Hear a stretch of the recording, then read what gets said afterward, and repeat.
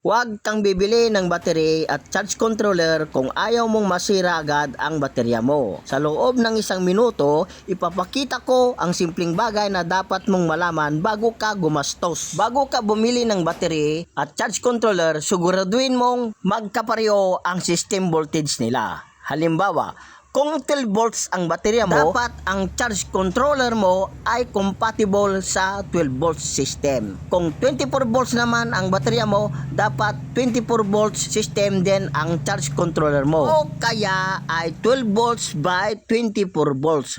Auto na kayang mag-detect ng tamang voltahe. Kapag hindi magkatugma ang battery at charge controller, pwedeng hindi ito mag-charge ng tama. Magkakaroon ng error o masisira ang solar system mo.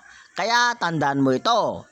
Dapat laging match ang voltahe ng battery at charge controller para ligtas at maayos ang pag-charge ng iyong battery.